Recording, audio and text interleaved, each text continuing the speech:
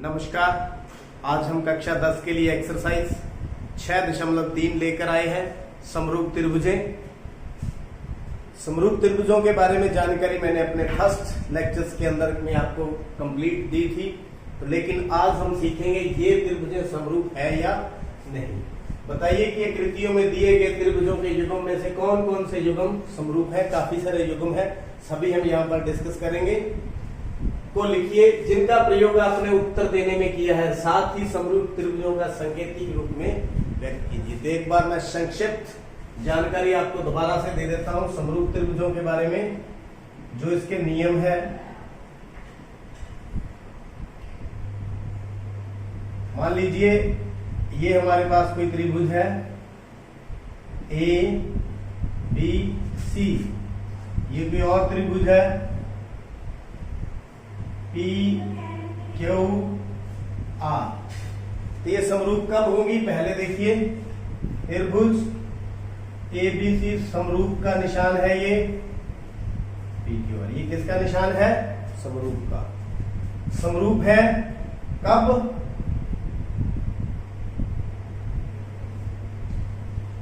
जब कौन कौन सी चीजें होंगी, कौन कौन से नियम है। नंबर 1, कोण जो A है वो किसके बराबर होना चाहिए? P के। कोण B है वो किसके बराबर होना चाहिए? Q के। कोण C है वो किसके बराबर होना चाहिए? कोण R के। यानी कि एक त्रिभुज के तीनों कोण दूसरी त्रिभुज के संगत तीनों कोणों के बराबर हो तो त्रिभुजें क्या होती हैं? समरूप। और इस नियम का क्या नाम है? कोण कोण कोण, या आप यूं कहे एंगल एंगल एंगल कसौटी, मतलब नियम। तो ये पहला नियम है। और कौन कौन से नियम है? दूसरा नियम, जब त्रिभुजों का अनुपात ए बी बटा में बी क्यू, यानी ये भुजा का और इसका अनुपात, संगत भुजाओं का अनुपात बी सी बटा में क्यू आर। तीसरा ए सी बटा में पी आर। तीनों भुजाओं का अनुपात क्या हो? बराबर हो। तीनों भुजाओं का अनुपात बराबर हो तो उसको बोलते हैं भुजा भुजा भुजा भुजा भुजा भुजा, या एस एस एस समरूपता कसौटी। समरूपता कसौटी। एक तीसरा नियम और है। तीसरा नियम, किन्हीं दो भुजाओं का अनुपात, जैसे मान लीजिए ए बी बटा में बी सी, पी क्यू बटा में, दो भुजाओं का अनुपात बराबर हो और उनके बीच का एंगल, जैसे हमने ये वाली भुजाओं का अनुपात लिया है तो बीच का एंगल कौन सा है?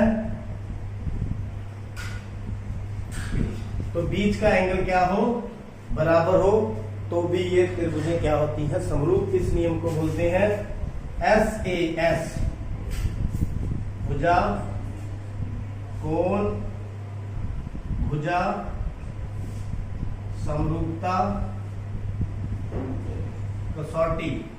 3 नियम है हमारे पास। 3 नियमों के द्वारा हमने ये बताना है समरूप है या नहीं। यहां पर मैंने भुजाओं की बात करी, अगर ये दोनों भुजाओं का अनुपात है तो ये एंगल होना चाहिए, अगर ये दोनों भुजाओं का अनुपात है तो ये वाला एंगल। मतलब जिन भुजाओं का अनुपात हमें पता है उनके बीच का एंगल होना चाहिए, वो होती है भुजा कोण भुजा समरूपता कसौटी। तो आइए, ये कौन सी कसौटी पर खरी उतरती है, इसका हम हल करते हैं। उतरती है या नहीं, सबसे पहले देखेंगे त्रिभुज ए बी सी तथा त्रिभुज पी क्यू आर में। ये देखिए कोण ए कोण बी दोनों कितने हैं? 60 डिग्री। क्यों है? दिया है, हमें दिख रहा है। कोण बी बराबर कोण क्यू बराबर में 80, वही बात यहाँ पर। कोण सी बराबर में कोण आर, कोण कितना? कोण 40 डिग्री, वही बात यहाँ पर। तो तीनों में कौन सा कोण लग गया? पहले वाला। तो कौन सी कसौटी है? एंगल एंगल एंगल समरूपता नियम या कसौटी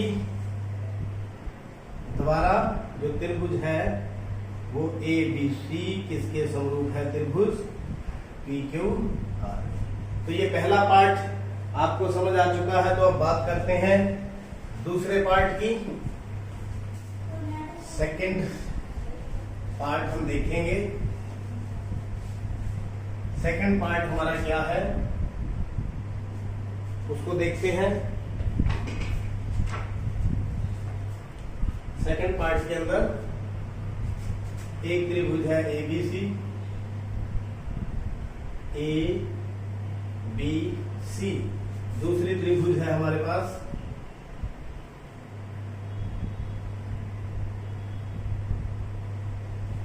पी क्यू आर। ये दी हुई है ए बी 2, ये 2.5 और ये 3, ये 6, ये 5 और ये 4। तो आइए देखते हैं यहां कोण की बजाय हमने क्या दी हुई है? भुजाएं। तो इनका अनुपात चेक कर लेते हैं।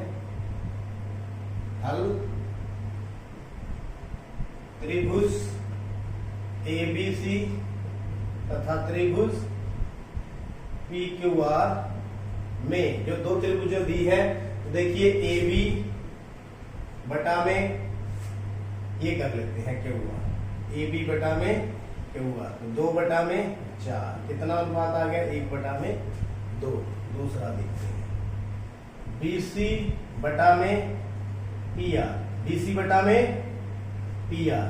बी सी कितना है? 2.5, पी आर कितना है? 5। तो पॉइंट हटा दें, कितना आ जाएगा? 25 बटे 5 गुना में 10।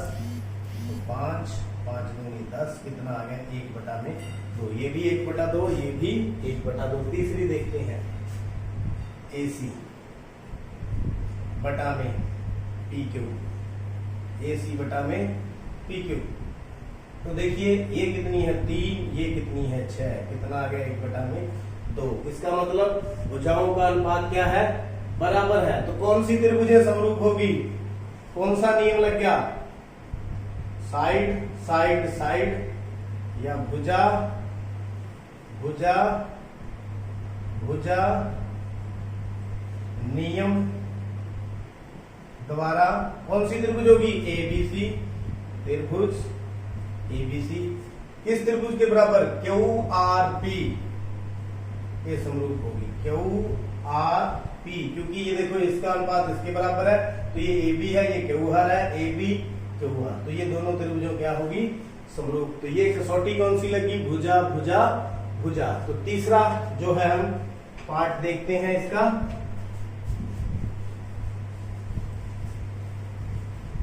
थर्ड पार्ट, ऐसे इसके 6 पार्ट हैं।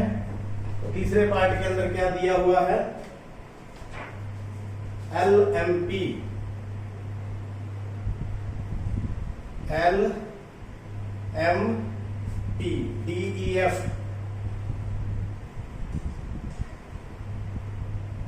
D E F. L M कितना है? 2.7, ये है 2, ये है 3, 4, 5, 6। तो यहां पर भी भुजाएं हमें दी हुई है, तो अनुपात ही हम करेंगे हल। त्रिभुज एल एम पी तथा डी ई एफ में, तो देखिए एल एम बटा में ई एफ कर लेते हैं। क्या कर लेते हैं? E F. 2.7 बटा में 5, 27 बटा में कितना आ गया? 50। एम पी बटा में डी ई कितना आ गया? 2 बटा में 4, काट के कितना आ गया? 1 बटा में 2। तीसरा एल पी बटा में डी एफ 3 बटा में 6, काट के कितना आ गया? 1 बटा में 2। तो क्या हो गया? बराबर नहीं आया। इसका मतलब अनुपात बराबर या समान नहीं है। तो त्रिभुज एल एम पी त्रिभुज डी ई एफ के समरूप नहीं है। तो ये एक ऐसा युग्म है तीसरे पार्ट के अंदर जो समरूप नहीं है। तो चलिए फोर्थ पार्ट की तरफ बढ़ते हैं। फोर्थ पार्ट देखते हैं क्या है फोर्थ पार्ट के अंदर।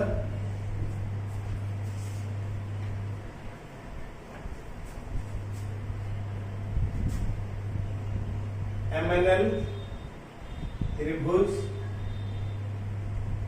MNL ये है 70 डिग्री 2.5 और ये 5 यूनिट इकाई। ये है PQR, ये कितना है 70, ये है 5 और ये है 10। तो यहां देखते हैं ना तो तीनों कोण दिए हैं ना तीनों भुजाएं दी है, तो थर्ड चेक करेंगे हम। त्रिभुज कौन सी लें? NML तथा PQR। त्रिभुज PQR में चेक करते हैं दो भुजाओं का अनुपात। MN बटा में PQ, MN बटा में PQ कितना आ गया 2.5 बटा में 5, तो 25, 5 गुना में 10, 5 × 25, 5 दूनी 10, 1 बटा में 2। दूसरा ML बटा में QR, ये 5 ये 10, काट के कितना आ गया 1 बटा 2। दो भुजाओं का अनुपात क्या है? बराबर है। तो बीच का कोण, ये देखो इन दोनों भुजाओं के बीच में कोण M किसके बराबर है? कोण Q कितना है 70 डिग्री। इसका मतलब क्या है? ये जो तीसरा नियम है भुजा कोण भुजा समरूपता कसौटी द्वारा भुजा कोण भुजा समरूपता कसौटी द्वारा क्या हो गया? कौन सी? त्रिभुज NML समरूप है त्रिभुज PQR। तो ये फोर्थ पार्ट भी हमारा पूरा हुआ। तो फिफ्थ पार्ट की बात करते हैं। आप क्या करें, कॉपी लेकर के नियम को नोट करें और साथ साथ ये भी नोट करते रहें। तो आगे चलते हैं फिफ्थ पार्ट। ABC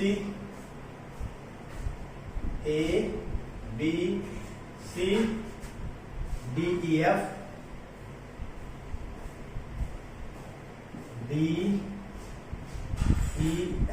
ये कितना है 80 डिग्री, ये 5 ये 6, ये कितना है 80 डिग्री, ये 2.5 और ये 3। तो यहां पर भी दो भुजाएं और एक कोण दिया हुआ है। तो चेक करते हैं। हल त्रिभुज ABC तथा त्रिभुज DFE में वैसे तो नजर आ रहा है ये दोनों ही समरूप नहीं है, क्योंकि इन दोनों भुजाओं का अनुपात दिया है, यहाँ इन दोनों भुजाओं का अनुपात है, तो बीच का कोण इनका बराबर नहीं है। तो फिर भी चलो जो फॉर्मेलिटी है, तो AB बटा में DF, AB बटा में DF 2.5 बटा में 5, तो 25 बटा में 5 गुना में 10, काट के कितना आ गया 1 बटा में 2। तो BC बटा में EF 3 बटा में 6, 1 बटा में 2। तो इनके बीच का कोण, इनके बीच का कोण तो ये हमें मालूम नहीं है। तो कोण जो B है वो दिया नहीं है। अतः जो त्रिभुज है ABC त्रिभुज DEF के समरूप नहीं है। तो ये फिफ्थ पार्ट समरूप नहीं है। तो देखते हैं अंतिम पार्ट सिक्स पार्ट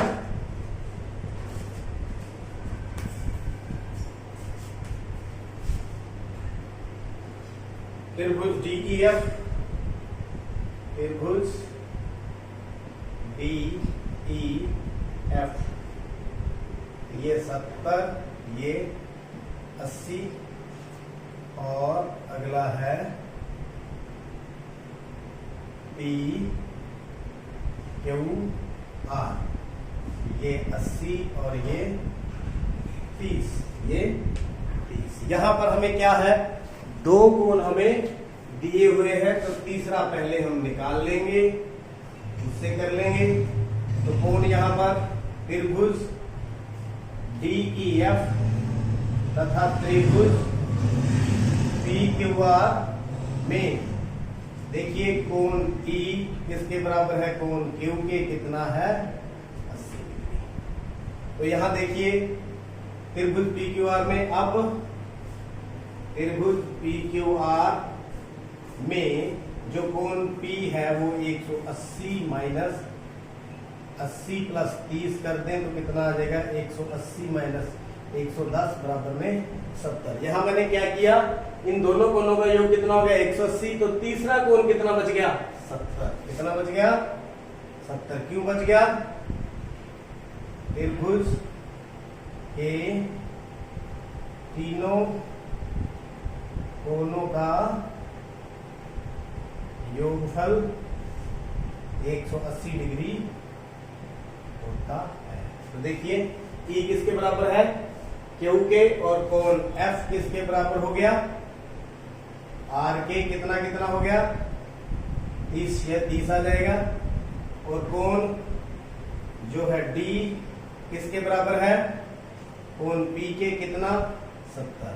तो ये भी हम निकाल सकते हैं त्रिभुज DEF से, क्योंकि इन दोनों कोणों का योग 150 हो गया, तो तीसरा कोण कितना बच गया, 30। तो कौन सा नियम लग गया, पहला नियम, कोण कोण कोण समरूपता कसौटी द्वारा जो त्रिभुज है DEF इसके समरूप होगी PQR। इस प्रकार से त्रिभुजों को किस प्रकार समरूप किया जाता है और कौन कौन सी कसौटियां हैं। एक और मैं आपको बता दूं, यहां से एक बात नई निकल के आई है, अगर हमें दो कोण मालूम है तो दो कोणों के द्वारा भी हम समरूप कर सकते हैं, क्योंकि तीसरा कोण तो हम दो कोण पता है तो तीसरा हम निकाल सकते हैं। तो उम्मीद करता हूं पहला जो सम था समरूपता से संबंधित आप अच्छी तरह से समझ चुके हैं। तो आप देखते रहिए, समझते रहिए। अगर कोई समस्या हो तो मैसेज बॉक्स में लिखें, लाइक करें, शेयर करें। आपका बहुत बहुत